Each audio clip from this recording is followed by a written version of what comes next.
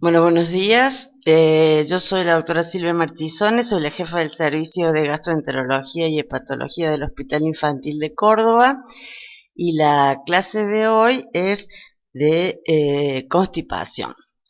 Los objetivos de esta clase es que puedan adquirir conocimientos sobre las características epidemiológicas y clínicas de la constipación, unificar criterios diagnósticos, reconocer síntomas y signos de alarma y conocer las alternativas terapéuticas. La constipación es un problema clínico frecuente en la edad pediátrica y se la define como la retención anormal de materia fecal que se manifiesta clínicamente por la dificultad al evacuar de deposiciones aumentadas de consistencia y de tamaño que causan molestias y dolor al paciente. Para entender mejor el mecanismo de la constipación y de la incontinencia, necesitamos conocer los mecanismos normales de defecación y de continencia.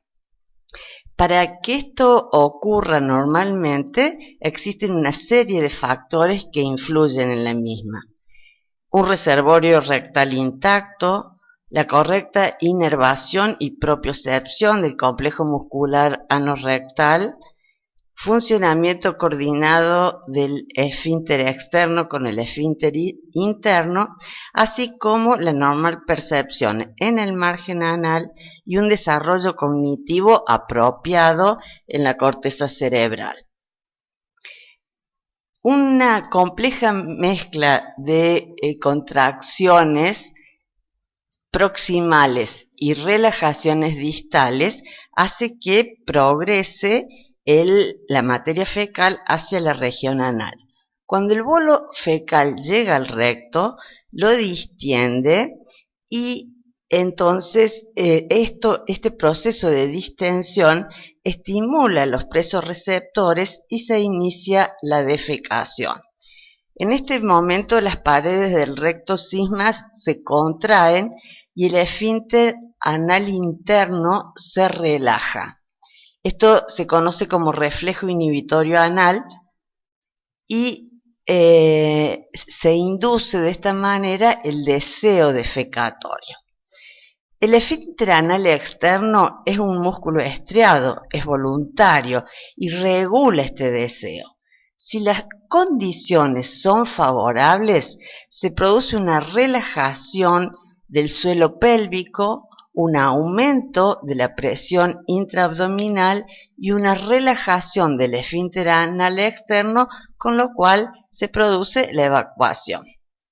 Pero en condiciones desfavorables, la defecación se inhibe voluntariamente contrayendo el esfínter anal externo y el músculo puborectal. Esta contracción voluntaria permite mantener la continencia hasta que desaparece el deseo de defecar. De manera que esta continencia es un reflejo aprendido con el entrenamiento. Cuando crónicamente se retienen las heces, los presorreceptores rectales disminuyen su sensibilidad y se adaptan a un mayor volumen de materia fecal, dificultando este mecanismo explicado anteriormente. Entonces se necesita mayor presión, mayor bolo fecal para relajar el esfínter anal interno. Las heces retenidas se deshidratan, endurecen y cuando se eliminan provocan dolor, fisuras, sangrado, que origina el bloqueo voluntario de la defecación. Entonces, los pacientitos que han experimentado dolor en una deposición contraen voluntariamente el esfínter anal externo para evitar una deposición dolorosa. Ahora veamos qué es lo normal en frecuencia y consistencia. Los lactantes alimentados con pecho exclusivo pueden tener 4 a 6 deposiciones por día, su consistencia es líquida, de color verde o amarillo. A lo largo del primer año y con la inclusión de otros alimentos de la alimentación complementaria, las deposiciones disminuyen a 1 o 2 por día, son más consistentes y cambian a un color marrón. Los niños alimentados con pecho exclusivo pueden pasar varios días sin evacuar si cuando lo hacen las heces son blandas y sin dolor. A los 4 años hay 1 o 2 deposiciones por día y a partir de aquí ya se asemeja a la frecuencia del adulto, que puede ir desde 3 deposiciones por día a 3 deposiciones por semana de consistencia normal. La constipación se estima en un 3 a un 5% de las consultas pediátricas y constituyen el 25% de las derivaciones a los gastroenterólogos pediatras. Tiene una incidencia pico entre los 2 y los 4 años de edad. La prevalencia varía en las diferentes edades. En el primer año de vida, poco frecuente, 2,9%. Al segundo año esto asciende al 10% y en el preescolar y en el escolar las cifras varían ampliamente según las diferentes series, entre el 17% al 34%. Las diferencias existentes en estas cifras son debidas a la falta de un criterio único, exacto, para definir la constipación.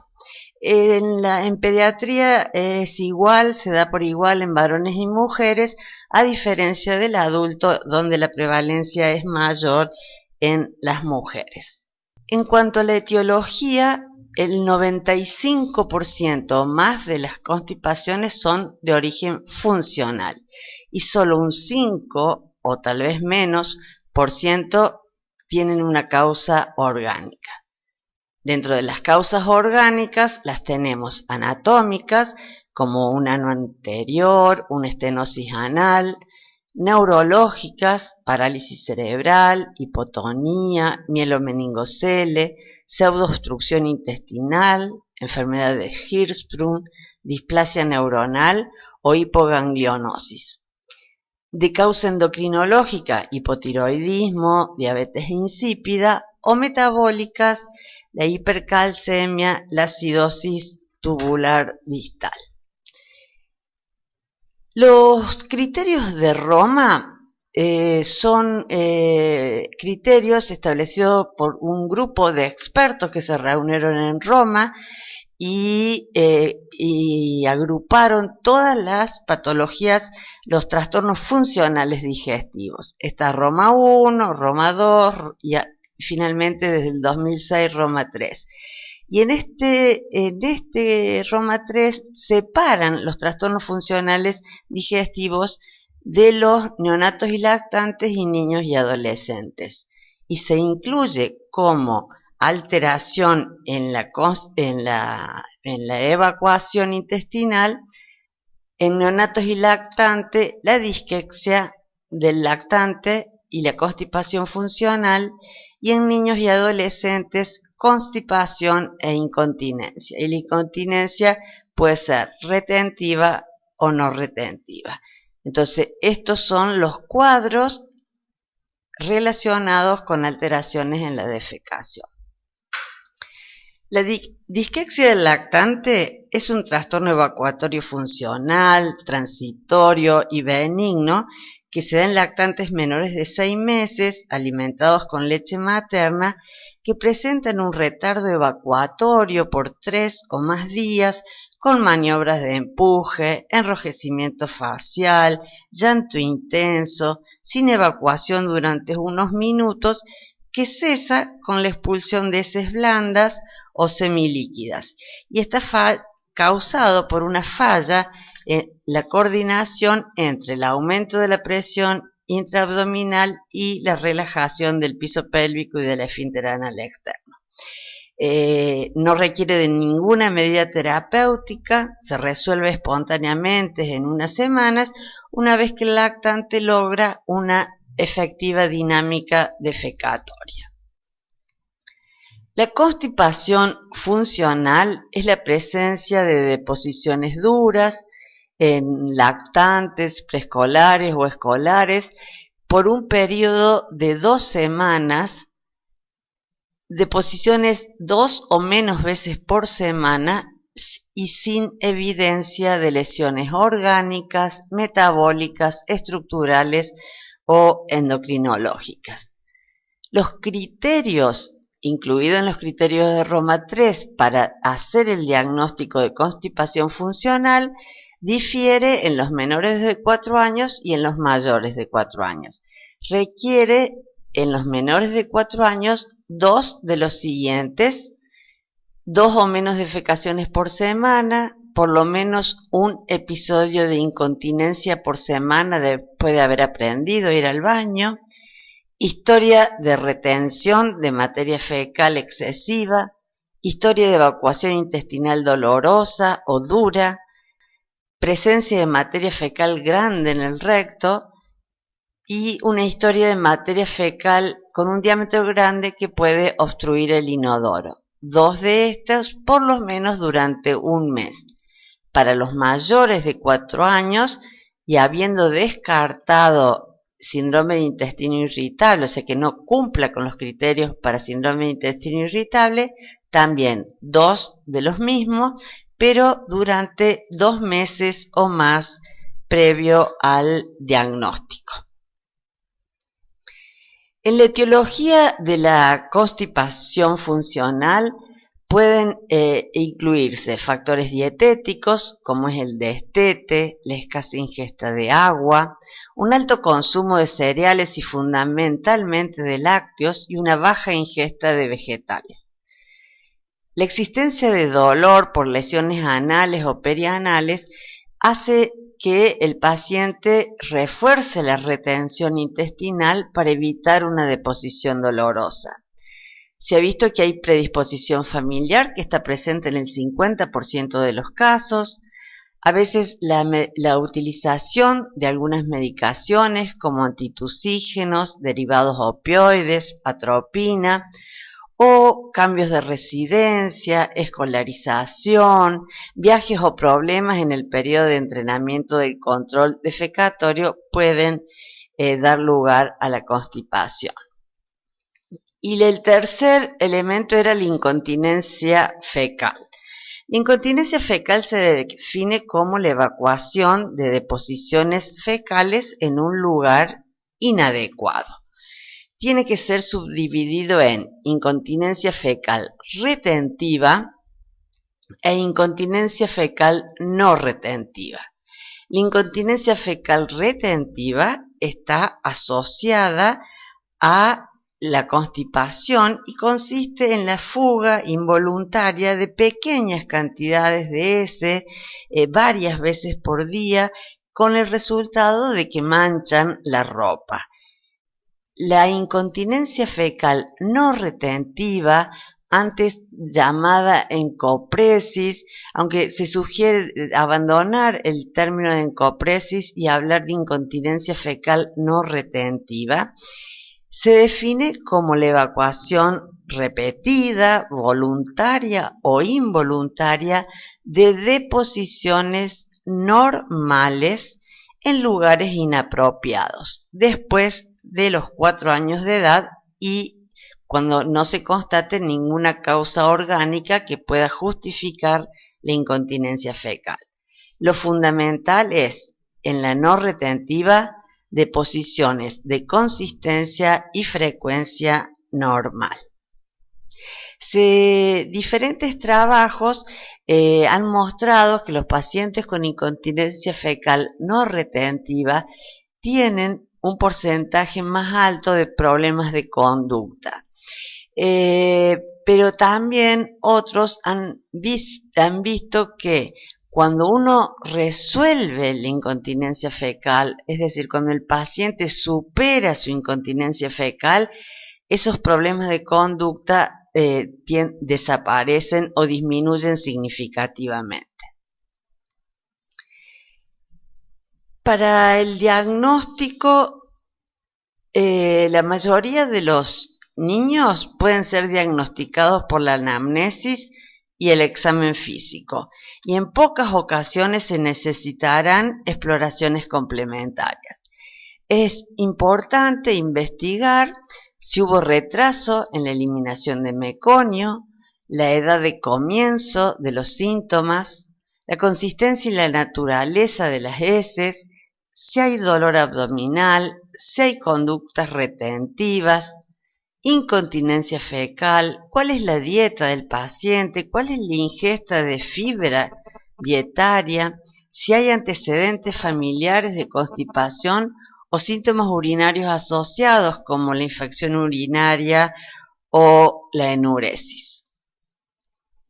En el examen físico es importante una precisa antropometría, el examen abdominal buscando masas abdominal, el examen anal viendo el tono del esfínter anal y la existencia de lesiones anales o perianales, examinar correctamente el cuello, la columna y hacer un examen neurológico para descartar una causa neurológica de la constipación. Y el tacto rectal, que en realidad debe practicarse cuando nos pueda brindar información, y esto en las mejores condiciones para el niño. Si nosotros sospechamos que es una constipación funcional, si haciendo el examen abdominal palpamos una masa fecal, en realidad puede evitarse el tacto rectal, que es un tanto incómodo para los niños. Entonces, si los antecedentes y el examen físico son característicos de constipación funcional, no es necesario practicar estudios complementarios. Pero uno debe estar atento a las banderas rojas. Entonces, si hay falta de deposición en las primeras 48 horas de vida, si hay fiebre, retardo de crecimiento, distensión abdominal, pigmentación o lesiones a nivel de la columna, si hay un ano anterior, si hay anormalidades en el tono anal o anormalidades neurológicas, es muy probable que la etiología sea orgánica y entonces allí deberemos practicar exámenes complementarios. ¿Cuáles son estos exámenes complementarios? La radiografía simple de abdomen no debe realizarse sistemáticamente, ya que aporta poca información, solo que haya retención de heces con dilatación colonorrectal. Lo que nos puede ayudar la radiografía simple es a encontrar alteraciones en la columna lumbosacra o signos de obstrucción intestinal o distribución anormal del aire. La radiografía contrastada, que es el enema de Vario, es de utilidad para el diagnóstico de anomalías anatómicas o megacolon agangliónico, que deberá realizarse sin limpieza intestinal, o sea, sin preparación previa. La manometría anorrectal está indicada cuando se sospecha enfermedad de Hirschsprung, que se confirmaría con la práctica de una biopsia rectal. En relación al tratamiento, el objetivo del tratamiento es mantener el recto desocupado. El tratamiento lo podemos dividir en dos fases. Una primera fase de información a los padres, al paciente, sobre las características de este padecimiento. Y la desimpactación de la materia fecal retenida.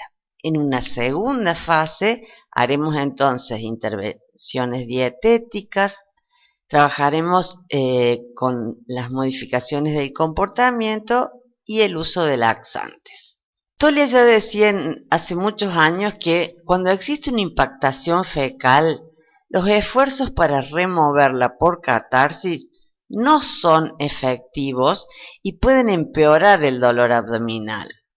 Enemas, supositorios o desimpactación manual son procedimientos dolorosos y podrían complicar los problemas de retención de los niños. Desde hace algunos años disponemos del polietilenglicol, que es muy útil para hacer la desimpactación por vía oral. El polietilenglicol es una molécula grande que no se absorbe y que ejerce un efecto osmótico atrayendo agua a la luz del intestino, o sea, su mecanismo es un ablandador. Exhibe una relación lineal dosis-respuesta, reteniendo agua en el intestino para producir una acción laxante casi ilimitada. Varios estudios apoyan la utilización del polietilenglicol para desimpactación por vía oral.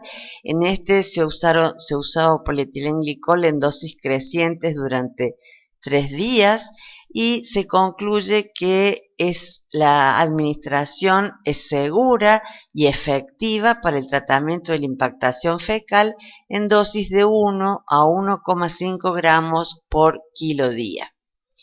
Este estudio compara la utilización de polietilenglicol con lactulosa y la desimpactación con polietilenglicol más electrolitos fue del 92%, sin necesidad de otras intervenciones. Otros estudios comparan el uso de polietilenglicol con enemas y supositorios y la desimpactación manual, en donde el polietilenglicol muestra que es más efectivo que las enemas y los supositorios, incluso que la desimpactación manual. Entonces, el uso de polietilenglicol por vía oral es una alternativa segura y efectiva para la desimpactación fecal. Disminuye el número de internaciones, lo que favorece la relación costo-beneficio comparada con otros métodos y es menos agresiva. En la intervención dietética, la utilización de la fibra. La fibra tiene un rol protector para la constipación que está relacionado con su capacidad para inducir estimulación osmótica y mecánica de la motilidad colónica. La fibra dietaria es fermentada por las bacterias intestinales y producen como resultado ácidos grasos de cadena corta que provocan estimulación osmótica. Por otro lado, la estimulación mecánica está dada por la capacidad de las fibras de retener agua, aumentar la flora colónica y producir gas.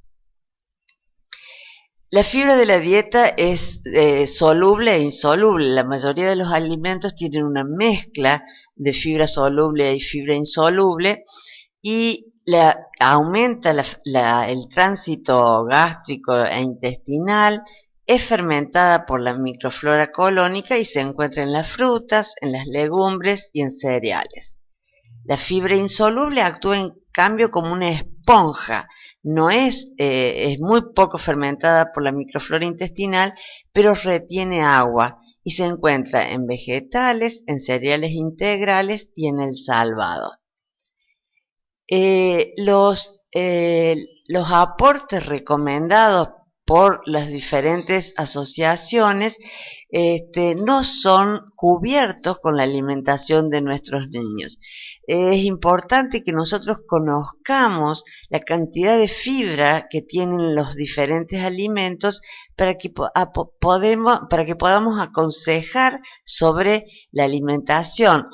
Por ejemplo, una naranja tiene 2 gramos de fibra cada 100 gramos. Si nosotros el jugo de naranja lo colamos, esto disminuye a 0,4 gramos. O sea, tiene menos fibra un jugo de naranja colado que una banana. Por eso es importante que conozcamos esto.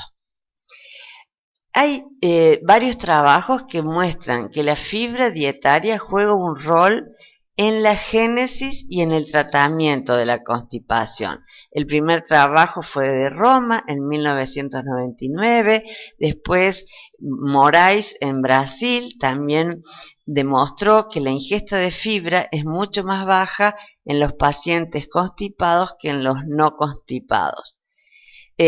Nosotros participamos de un trabajo multicéntrico donde intervinieron 447 pacientes de 7 centros diferentes y estudiamos la alimentación y vemos que al mes de vida casi el 87% tiene lactancia materna, que se reduce a los 6 meses significativamente al 17%. En cambio, aumenta progresivamente el consumo de leche de vaca, que sabemos que es un agente que genera constipación. A los 6 meses el 80% de los niños toman leche de vaca. Y si averiguamos qué alimentos consumen en una semana, vemos que la leche de vaca casi el 80%, el yogur también, mucha carne, almidón, pocas vegetales, casi nada de legumbres, un poco más de fruta y muchas gaseosas y golosinas. En este trabajo lo hicimos en nuestro servicio. En amarillo son los constipados y los verdes son los no constipados, y comparamos la alimentación y vemos que los pacientes constipados toman más leche de vaca, más yogur, comen menos verduras, menos legumbres, menos frutas, más gaseosas y más golosinas. Entonces, el primero era la intervención dietética. La modificación conductual. Es importante lograr que el niño se siente en el inodoro porque rehúsan el inodoro porque pueden retener menos que si están paraditos. Buscar un horario generalmente es después de alguna comida importante, cuando hay más movimientos intestinales. Tratar de que se siente 2 o 3 veces por día, corto tiempo, y siempre en un clima de máxima cordialidad. Los laxantes los podemos dividir en osmóticos, estimulantes o aceite mineral. Los osmóticos, como les mostré anteriormente, el polietilenglicol, la dosis que se utiliza de tratamiento es de 0,4 gramos por kilo día. La lactulosa o la leche de magnesia, que también actúan por el mismo mecanismo, en general uno empieza con 1 mililitro por kilo día. Hay que encontrar la dosis adecuada para cada paciente, de manera de que tenga 1 o 2 deposiciones diarias de consistencia normal y que no genere dolor. Los laxantes estimulantes son de poca utilidad en pediatría, entre ellos está el picosulfito de sodio, y el aceite mineral es un lubricante. Muchísimas gracias.